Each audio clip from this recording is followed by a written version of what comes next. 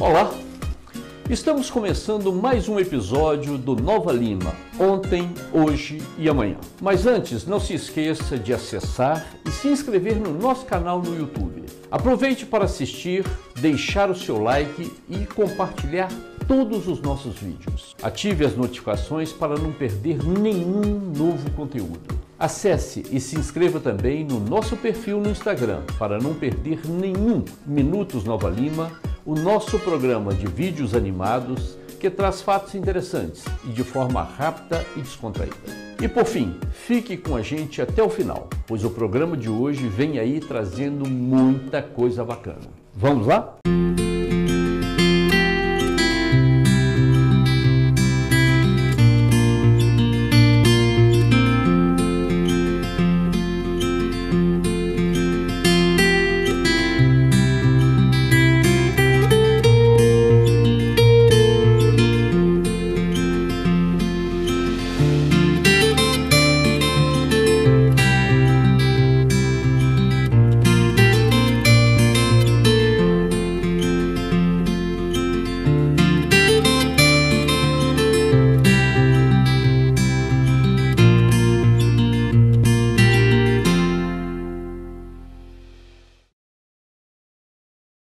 Ao longo dos seus 324 anos de existência, Nova Lima atravessou diferentes estágios em seu processo de desenvolvimento. Como um organismo vivo, foi crescendo e aos poucos foi sendo moldada pelo andamento e pelas intervenções das atividades humanas de cada época, e assim tomando a forma que conhecemos hoje. Diversos fatores contribuíram para o seu desenvolvimento, mas é inegável que muito desse progresso encontra raízes profundas nas entranhas da terra. São raízes douradas, germinadas na atividade mineradora, iniciada aqui ainda nos tempos coloniais, quando em expedições ordenadas pela coroa portuguesa e movidos pelas promessas de grandes riquezas, os bandeirantes adentraram nossas matas e desbravaram essas terras, descobrindo aqui um solo generoso, fértil e cheio de possibilidades. A saga da mineração em nossas terras culminou em uma época literalmente áurea de Nova Lima, quando a exploração do ouro ganhou contornos grandiosos sob o comando da mineradora São João del Rei, que na sua própria evolução e com o passar de muitos anos de boca a boca popular, ficou conhecida por aqui como mineração Mouro Velho. Com a extração do ouro em grande escala, veio também a necessidade de criar alicerces para que a cidade pudesse sustentar o grande número de homens, mulheres e famílias que aqui foram se estabelecendo. Assim, ao longo dos anos, foram surgindo equipamentos e estabelecimentos de infraestrutura e civilidade. Levantaram-se escolas para a educação das novas gerações, armazéns, mercados, matadouros e açougues para garantir o sustento e o abastecimento do cotidiano e, sobretudo, habitações de diferentes tipos. Surgiram aqui diversas casas mais simples que serviam aos trabalhadores da mina e também residências elegantes para receber funcionários de altos cargos da direção que, vindos da Inglaterra, atravessavam o oceano, trazendo consigo uma cultura distinta que aos poucos se misturou ao cativante e marcante espírito mineiro e ajudou a tecer a malha multicultural da qual Nova Lima é formada. Mas voltando à infraestrutura de suporte ao desenvolvimento do município, é preciso dar destaque ao antigo complexo hospitalar da mineração Mouro Velho, pois ali, com certeza, estão alguns dos mais importantes e emblemáticos imóveis do patrimônio histórico, cultural e arquitetônico de Nova Lima. Erguido em uma época em que a medicina ainda desvendava seus próprios caminhos, esse elegante e eficiente complexo hospitalar tornou-se referência não apenas para os funcionários da empresa e habitantes de Nova Lima, mas também para muitos que vinham de longe, inclusive de Belo Horizonte. Hoje, com o uso de técnicas modernas, equipamentos de ponta e rígidos protocolos de segurança, os riscos da atividade mineradora ali foram reduzidos, quase que totalmente, mas naquela época o cenário era outro. Naquele tempo, os hospitais da Mouro Velho não apenas salvaram vidas após eventuais acidentes, como também enfrentaram o desafio de doenças que nasciam em decorrência do próprio trabalho nas minas, como a conhecida silicose, que durante muito tempo ceifou a saúde de tantos trabalhadores. Felizmente, esses complicados obstáculos ficaram para trás, mas, infelizmente, também ficou no passado uma parte desse tesouro arquitetônico e histórico, vítima da falta de visão estratégica, a despeito do seu imenso e inegável potencial para o repropósito. Não obstante, uma parte significativa desse importante legado da mineração ainda resiste até hoje. E o que permanece é valioso demais para ser ignorado ou para ter o mesmo destino de tantas outras localidades históricas. São construções de linhas elegantes e traços refinados, típicos da influência inglesa, que guardam em seus muros a memória de um tempo em que Nova Lima pulsava com o ritmo e com a força do minério, do progresso e da inovação.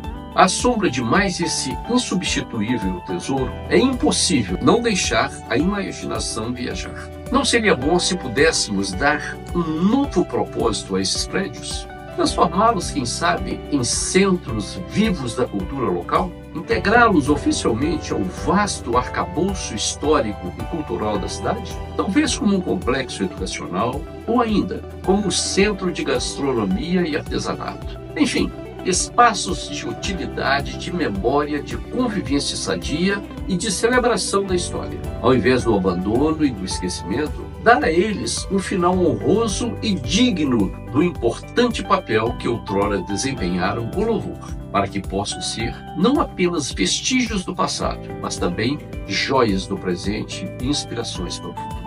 Porque honrar o passado não é apenas lembrar do que fomos ontem, mas saber reconhecer do que ainda temos hoje, as sementes do que podemos ser amanhã. E para nos ajudar a conhecer melhor essa história, dentro da qual ele mesmo desempenhou em diferentes momentos um papel de extrema importância, é com muita honra que hoje, no seu 22º episódio, e dando continuidade à sua 3ª temporada, Nova Lima, ontem, hoje e amanhã, recebe mais uma vez o seu consultor histórico, Dr. Ricardo Salgado Guimarães. Como diretor-geral da área hospitalar da mineração Morro Velho, o Dr. Ricardo não só comandou esses estabelecimentos, como também residiu no complexo histórico. Fique com a gente até o final e aproveite mais essa deliciosa e educacional viagem no tempo.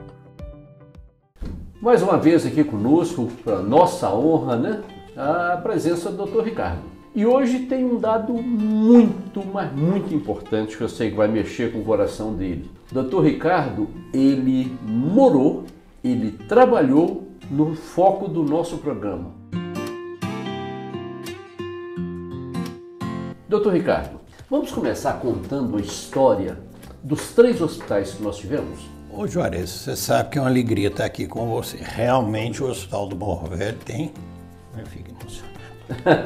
Não tem problema, não tem problema. Ele tem um lugar especial no meu coração. Por quê?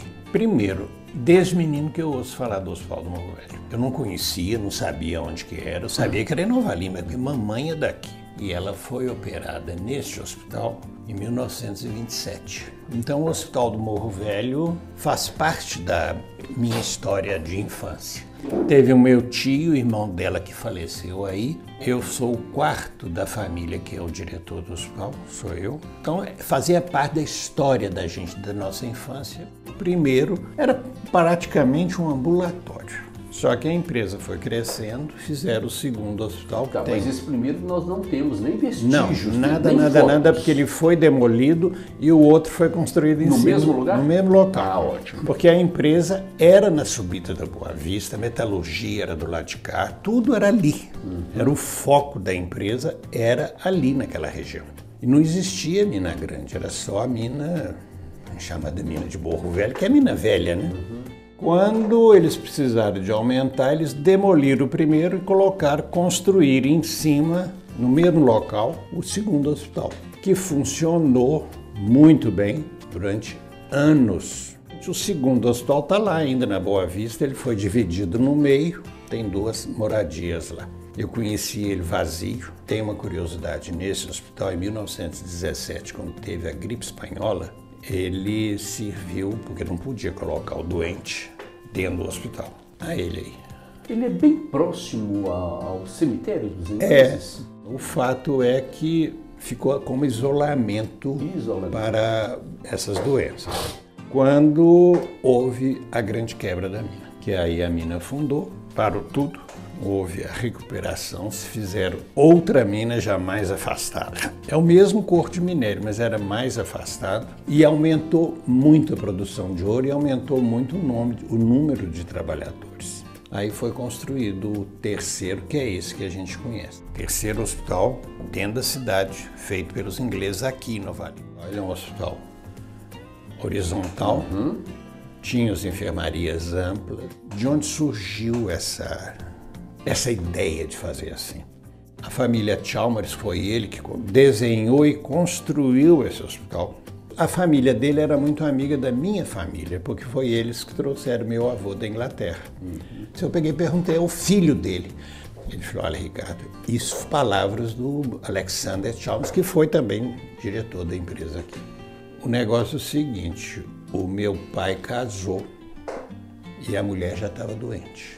Foi um dos motivos que ele veio para as montanhas das Minas Gerais, porque falava que sarava tuberculose. Ela veio, ele chegou, ela não ficou um ano aqui, morreu. Mas nesse período, na Inglaterra, ele visitou os hospitais e descobriu os cuidados modernos que tinham sido introduzidos pela Florence Nightingale. Uma grande enfermeira, uma mulher espetacular, de uma família nobre lá da Inglaterra, e ela introduziu essas técnicas lá. Então ele olhou e fez aqui. Boa ventilação, água em abundância, higiene completa. O médico tinha que morar ali, do lado do hospital. E ele construiu, o hospital são modulados. Quer dizer, cada um, se você tinha uma doenças infecciosas, ficava numa enferma, não misturava. Eram dois médicos ingleses, um diretor e outro vice-diretor. Ele teve esse cuidado, trouxe os médicos da Inglaterra para poder introduzir as técnicas que essa senhora tinha introduzido. Tanto é que hoje ela é patrona da enfermagem. Ela descobriu essas coisas. Só um detalhezinho. Tem um cômodo lá que tem 7 metros de altura? Qual que é? Todos eles têm. Todos eles têm? Todos eles têm. O hospital é muito alto. Por que é muito alto? Porque cada enfermaria tinha porta, uma janela no nível da gente e janelas em cima para ventilar. Tinha que ter uma ventilação. Então era obrigação.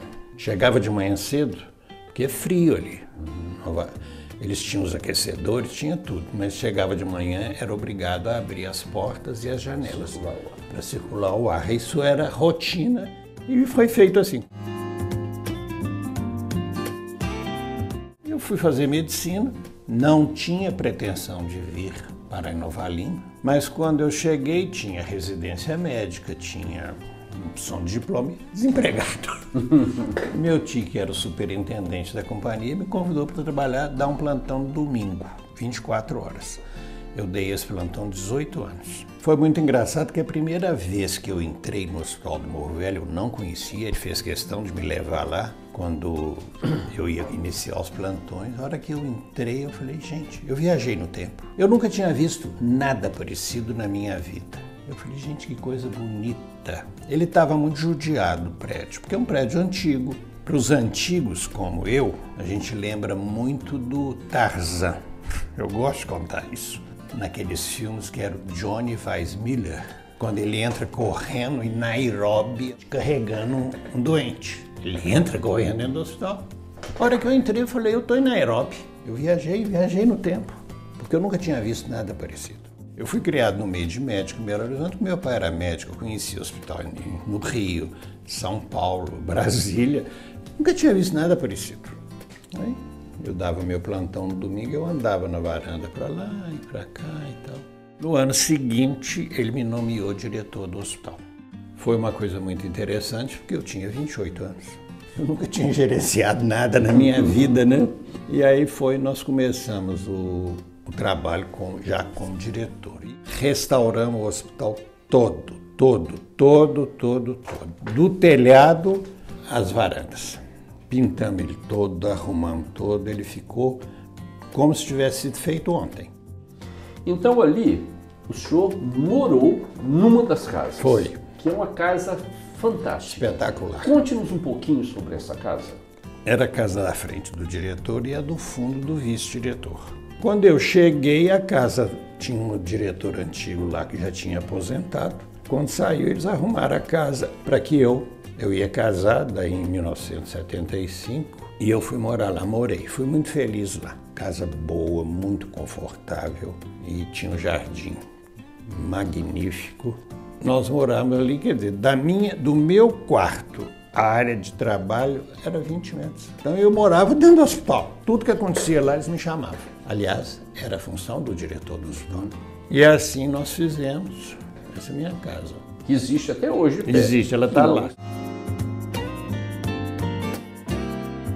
Ah, e essa foto também é interessante, né? Ela foi feita um acréscimo quando esse médico veio, o Dr. Spear, porque ele, além de médico, era cônsul inglês aqui na nossa região. Então ali funcionou o consulado inglês? Durante anos. Esse setor aqui, ó, tá vendo, com essa opção de janela e essa portinha que dá para o jardim, era o consulado. Ele não era aqui, ele era na casa, no corpo da casa, naquela varanda ali. Tem uma porta cortada no meio. Não tinha um conforto, eles pegaram e construíram para cá. Ele saiu de dentro da casa para esse aqui? Tem um corredor, é tudo anexo, mas foi criado isso. E aí foi feito aqui, o consulado passou para cá, abria essa porta para a varanda, a pessoa entrava sem entrar no corpo da casa, tinha um banheiro, tinha tudo. Nós temos que lembrar que quando esse hospital foi construído, Belo Horizonte não existia. Sim. Não tinha Belo Horizonte. E muito da época da construção, as pessoas mais importantes vinham para tratar aqui. Tanto é que eles fizeram 2 apartamentos. Fizeram um apartamento mais amplo, porque são módulos, né? Entre um e outro eles fizeram. Gente lá do governo, eles iam tratar aqui. Cirurgias, porque aqui fazia todo tipo de cirurgia daquela época. E era muito bom. Era uma exigência do senhor superintendente, que na Inglaterra ainda tem o médico, que é o clínico, e o cirurgião. Então tinha que ter um clínico e um cirurgião. Cirurgiões muito bons. E um detalhe que eu acho que isso é importante a gente frisar, esse hospital não era só para os ingleses, não. O instrumental vinha todo da Inglaterra. Que não existia onde comprar no Brasil. Nas minhas mexidas, quem conhece o hospital tem uma varanda e embaixo tem tipo um porão. Não é alto não, mas dá pra gente entrar. A hora eu olhei lá, tinha uns balaios daqueles grandes. Eu olhei e falei, o que é isso aí? A hora que eu puxei um balaio, eu encontrei todo o instrumental antigo do Hospital do Morro Velho. Todo. A hora que eu vi aquilo, eu falei, não, isso não pode ir pro lixo. E foi muito engraçado que eu estava lá olhando, quando chegou o caminhão para levar para o lixo. Era até um motorista, um canto ser humano, pajé. Ele, isso nós vamos levar. Falei, não vai para o lixo não, seu pajé. Tirei, eram 8 balaios. Imediatamente o senhor Zé Francisco, já tinha, aquilo foi determinado que era para ir para o lixo, chamou o superintendente, foi lá no hospital, falou, o que você já está arrumando? Eu falei, olha, César, eu não vou deixar isso para o lixo, isso não é história da Morro Velho, não, isso é história do Brasil. Isso não pode ir para o lixo. Agora, se está indo para o lixo, é meu. Peguei a última enfermaria da varanda, que a gente já não usava ela mais, pus lá dentro e aí eu fui restaurando todos os objetos. Quando eu casei, que eu fui morar na casa do diretor do hospital, eu levei tudo para lá. E eu tinha um cômodo lá, eu guardei tudo embraladinho, tudo envernizado, arrumo. Eu gosto de mexer com essas coisas, eu fui arrumando, separando. Esse material está hoje no Centro de Memória. Então, falando em instrumental, vamos voltar e falar um pouquinho sobre cada um deles, no que eles eram utilizados na área médica? Olha, na verdade, tinha instrumental para toda a medicina que se fazia em Londres naquela época, existia nesse hospital. A medicina que se fazia aqui era exatamente a mesma. Aí é o quê? Isso é uma sala de cirurgia. E essa mesa tem uma história toda especial, essa mesa, né? Até onde eu sei, é a única que existe no Brasil. É uma mesa de madeira, ela tem todos os movimentos que hoje uma mesa moderna tem. E ela é só do século XIX. Essa aí. Ela tinha os movimentos, tá vendo? O pé levantado, o pé abaixado, virava e ainda levantava tudo. Era muito interessante. E essa aí foi encontrada lá naqueles balaios? Foi recuperada? Essa até que não, ela estava sendo utilizada como mesa de curativo. Ah, sim. E está hoje lá no Centro de Memórias? Eu acredito que sim, né? Tem muito tempo que eu não vou lá visitar, eu acredito que sim. Mas chegou num ponto que é muito difícil de você limpar, porque é madeira. Então nós compramos uma de metal comum, dessas modernas, e guardamos ela. Isso estava no lixo. A mesa, não. Essas cadeiras estavam. Essas duas estavam no lixo. Eu mandei restaurar todas e foram levadas para o Centro de Memória. Essas eram usadas pelos pacientes? Pelos pacientes na varanda. Aquela foi Mr. Chalmers que mandou construir. Essa aí. Mas era para transportar a pessoa? Era para transportar, porque ele quebrou a perna aqui. E ele ia no trabalho com a perna quebrada. Ó, isso aí é a história da anestesia. Aquele primeiro lá é clorofórmio, o segundo éter, que faz junto com esse aqui, a evolução. Isso aqui é uma máscara de anestesia que se usava naquela época, chama máscara de Ombredani. Também estão no Centro de Memória. Isso aqui é muito interessante. Aqui nós temos, a farmácia fazia os produtos químicos, né? Então é um graal com pistilo, aquele coisa branca ali, o pote de porcelana onde o produto ficava, encostadinho no graal, tem aquilo é para fazer comprimido. Esse de cá, esse menorzinho com 4, é para fazer supositório. E esse daqui era para fazer comprimido, ele chama drageador. E funciona. Você faz a massa do produto, estende ali, passa isso é uma carretilhazinha que vem. Os comprimidos caem tudo aqui embaixo. Então fazia-se isso. Então a medicação usada à época era produzida aqui? Era produzida aqui, vinham os produtos químicos e fazia aqui conforme as fórmulas. Os formulários, bulários, essas coisas todas, quando encerrou o hospital, foi tudo para o Centro de Memória.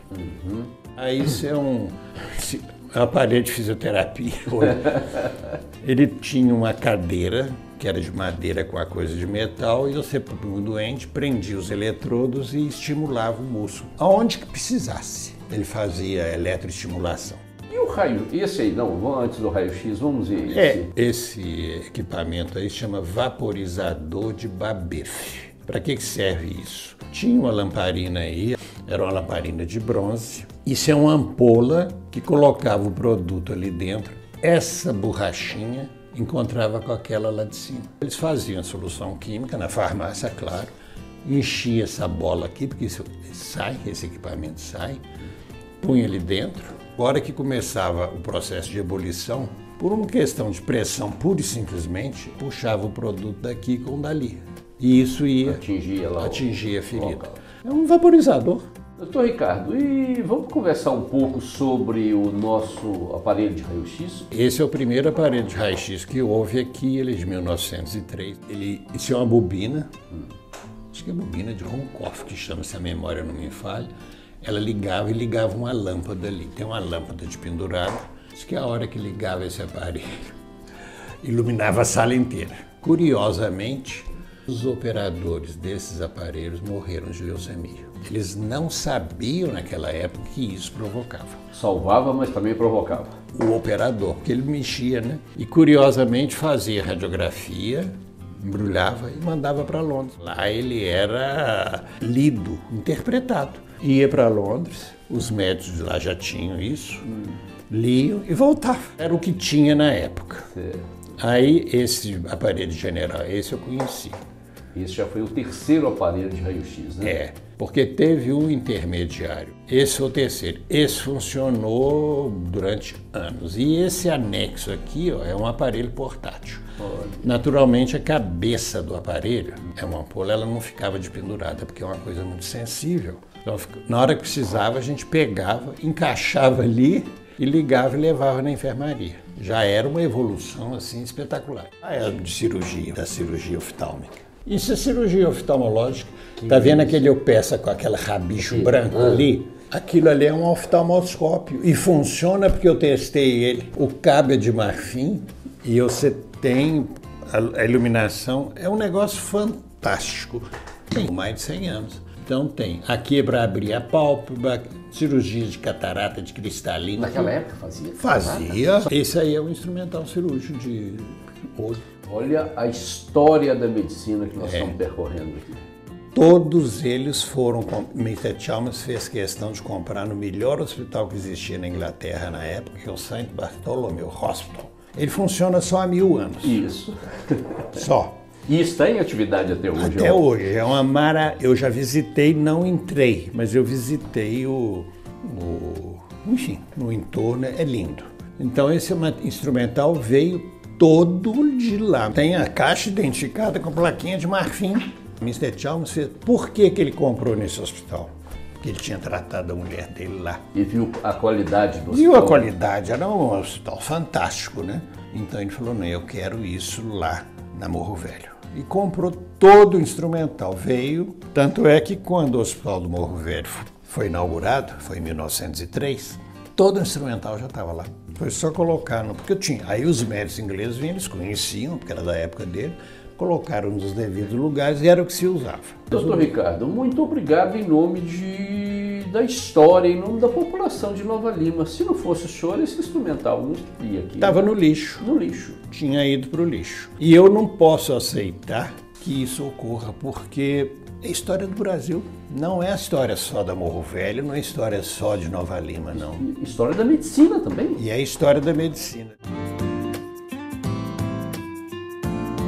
Doutor Ricardo, como que foi a criação do Centro de Memória do Hospital da Morro Velho? Foi uma coisa muito curiosa, porque esse instrumental que nós tivemos a oportunidade de ver, todo ele estava na minha casa, porque ele tinha sido jogado fora. Eu recuperei, restaurei e guardei. Quando eles decidiram fechar o hospital. Aí eu falei, o que eu faço com esse instrumental? Era muita coisa.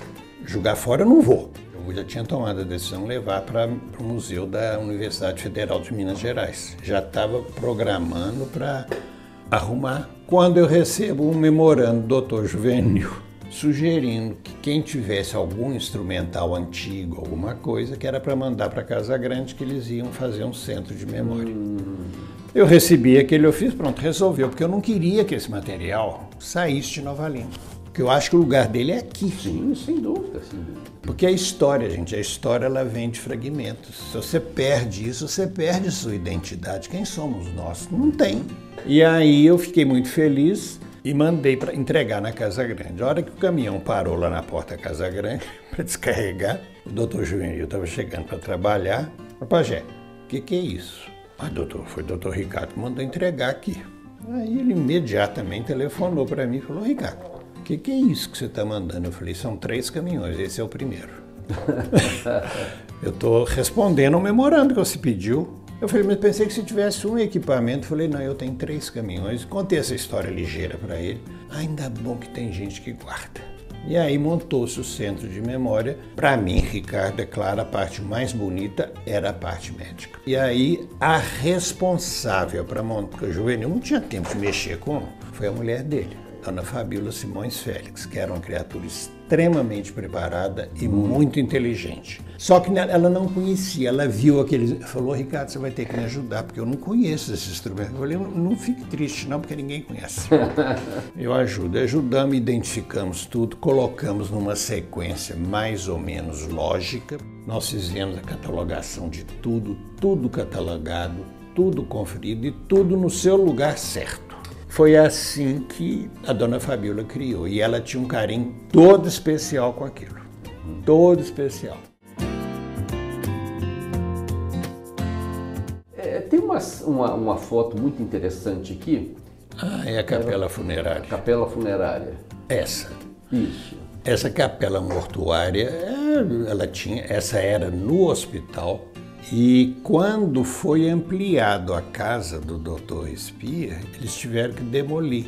Isso foi em 1916. Ela foi demolida e foi construída a outra próximo do cemitério. Que foi depois também demolida. Vamos falar de algumas figuras marcantes na história do nosso hospital? Aí, por exemplo. Dr. Jones, esse era meu primo. Primo neto, né? O da esquerda aqui. É. E esse aqui, o Dr. Speer, que era o cônsul da Inglaterra aqui. Além de médico. Ele era médico e era cônsul, é. Na entrada ali, numa das entradas do hospital, Do hospital, é. Aí nós temos a equipe do Hospital Jada, todos brasileiros. Esse aqui do meio tem a senhora Maria Pertence, com essas flores na mão. À esquerda dela é o Dr. Borges. À direita é Dona Quitá, que era a irmã do Milton Campos. E essa aqui, essa equipe? Essa equipe era o seguinte, obrigatoriamente vinha, porque nós não tínhamos escola, Belo Horizonte não existia. Então vinha a enfermeira, chefe da Inglaterra. E essa aí era originária do país de Gales. Eu sei, inclusive, por acaso o nome dela, porque ela trabalhou aí em 1927. Foi quando minha mãe foi operada. E mamãe falava com muito carinho delas. A função dela era supervisionar e treinar o nosso povo daqui. As discípulas são todas brasileiras? São todas brasileiras. E ela tinha obrigação de treinar. Quando elas estavam bem treinadas, já sabendo fazer, elas recebiam a classificação de auxiliar de hospital, que perdurou durante anos essa classificação. Não é enfermeira? Não, a enfermeira seria o curso superior. Nem existia curso superior de enfermagem naquela época, porque, lembre-se, Belo Horizonte estava engatinhando, né? Mas elas vinham, ficavam, elas tinham um contrato de 5 anos, podendo ser renovado. E a função básica era treinar as nossas... Então tinha o curso de treinamento dela, durava 2 anos. Aí elas faziam a teste e a companhia as classificava como auxiliar de hospital. Eu conheci um que foi feito o treinamento nesses modos, foi o seu Patrocínio. Quando eu fui trabalhar no Hospital do Morro Velho, isso em 1973, ele já tinha 40 e tantos anos que ele trabalhava no hospital. E o seu Patrocínio era um homem de uma sabedoria que eu poucas vezes encontrei alguém na vida. Ele sabia e ele foi treinado nos moldes das enfermeiras da Inglaterra. Aí tem o Antonino Fonseca, aquele da direita ali. Tá, então vamos relembrar o doutor Antonino? O Antonino Fonseca, ele era farmacêutico, por acaso casado com a minha tia-avó. E foi na Segunda Guerra Mundial. E foi na Segunda Guerra Mundial como pracinha. Né? Isso. Consta que era muito bom, porque os produtos você não comprava assim, uma caixa era manipulado. Era tudo feito no hospital. Doutor Ricardo, me chama a atenção um detalhe. Nós estamos vendo a presença de um enfermeiro aqui de pé com a roupa preta. E nós vimos a outra enfermeira, chefe, também de roupa preta. Por que isso? Olha, era o que se usava na Inglaterra naquela época que veio para aqui. É uma roupa tipicamente vitoriana. Então o enfermeiro vinha de preto porque todo mundo via de longe, sabia que aquele é o nosso chefe. E ela, idem. Então eles usavam. E no Brasil foi a mesma coisa, ela só andava de preto. Outra coisa curiosa, porque naquela época tinha enfermeiro masculino e feminino. Eram os auxiliares de hospital. O homem cuidava do homem e a mulher. Então tinha que ter a equipe de homens, que eram treinados também, um treinamento de 2 anos. E esses enfermeiros vinham da Inglaterra contratados para isso. Eles ficavam com um contrato de 5 anos. O senhor já ouviu falar de algum caso extraordinário acontecido nesse hospital? Olha, quando eu fui para o hospital foi muito engraçado que o povo tinha medo da varanda do hospital à noite, porque disse que tinha assombração. Eles falavam que o Mr. Chalmers passeava na varanda do hospital. É uma curiosidade que acho que pouca gente sabe, porque quando ele teve o problema dele lá na fazenda da Jaguara, eles trouxeram para o Hospital do Morro Velho. Viram que a coisa não tinha solução, ele não queria ir para a Inglaterra e que ele ia ter ficado em Nova Lima e ser sepultado ali, junto com as 2 esposas dele. Mas foram irredutíveis, puseram ele naquela confusão que era para chegar na Inglaterra. Ele chegou lá, 10 dias depois ele estava morto. Não havia solução, o problema dele era de coração, então eles falavam que ele andava na varanda do hospital. Doutor Ricardo, nós falamos de coisas boas, agora como é que está o estado hoje do antigo Olha, hospital? eu fui fazer uma visita lá. Nós estivemos juntos lá. Nós estivemos lá e está lá o prédio, mas muito deteriorado e as interferências que foram feitas por necessidade do uso, muita coisa foi mutilada. Então nós não podemos deixar que aconteça com esse prédio o que aconteceu com o primeiro, acabaram com ele. O segundo teve uma outra destinação. Hoje é residência. Não estou dizendo que voltemos com aquele prédio como hospital. Não. Mas ele deve continuar a merecer um tratamento todo especial. Eu acredito que aquilo ali deveria ser aproveitado para alguma coisa do município. Fizessem o tombamento do prédio das duas casas, que ele não é tombado. Eu, inclusive, fiz um processo para tentar o tombamento dele, mas não tive sucesso na época que eu era do Conselho de Patrimônio Histórico. E a prefeitura teria condição de fazer alguma coisa espetacular, porque o prédio ele é muito bem feito, muito bem construído e ele é amplo. E veja a relação desses 3 hospitais que nós tivemos aqui com o nosso programa, que é o Nova Lima Ontem, Hoje e Amanhã. O ontem é aquele que desapareceu, né?